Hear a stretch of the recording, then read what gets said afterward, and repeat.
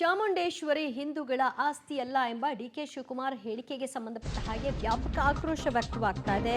DK Shivakumar ಹೇಳಿಕೆ ವಾಪಸ್ ಪಡಿಬೇಕು, ಈ ಕೂಡಲೇ ಚಾಮುಂಡೇಶ್ವರಿ ಭಕ್ತರ ಕ್ಷಮೆಯಾಚಿಸಬೇಕು ಅನ್ನುವಂತಹ ಕೂಗನ್ನ ಬಿಜೆಪಿ ನಾಯಕರು ಎತ್ತಿದ್ದಾರೆ. ಜೆಡಿಎಸ್ ನಾಯಕರಿಂದಲೂ ಕೂಡ ಡಿಕೆ ಹೇಳಿಕೆಗೆ ವ್ಯಾಪಕ ವಿರೋಧ ವ್ಯಕ್ತವಾಗಿದೆ. ಡಿಕೆಶಿ ಹೇಳಿಕೆಯಿಂದ ಅಂತರವನ್ನ ಕಾಯ್ದುಕೊಂಡಿದ್ದಾರೆ ಸ್ವಪಕ್ಷೀಯರು. ಇದನ್ನ ಸಮರ್ಥಿಸಿಕೊಳ್ಳೋ ಹಾಗೂ ಇಲ್ಲ, ಬಿಡೋ ಹಾಗೂ ಇಲ್ಲ.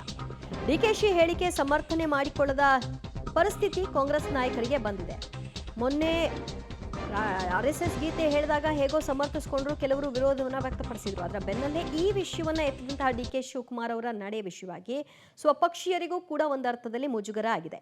ತಮ್ಮ ಹೇಳಿಕೆಗೆ ಸ್ಪಷ್ಟನೆ ಕೊಟ್ಟರೂ ಕೂಡ ತಣ್ಣಗಾಗ್ತಾ ಇಲ್ಲ ವಿವಾದ. ನಾನು ಸೈಲೆಂಟ್ ಆಗಿದ್ರೆ ಸೂಕ್ತ ಅಂತ ಕಾಣಿಸುತ್ತೆ, ಯಾಕೋ ಒಂದು ರೀತಿಯಲ್ಲಿ ನಾನು ಏನು ಹೇಳಿದ್ರು ತಪ್ಪಾಗ್ತಿದೆ ಅಂತ ನಿನ್ನೆ ಅಷ್ಟೇ ಡಿಕೆ ಶಿವಕುಮಾರ್ ಅವರು ಮಾತನಾಡಿದರು.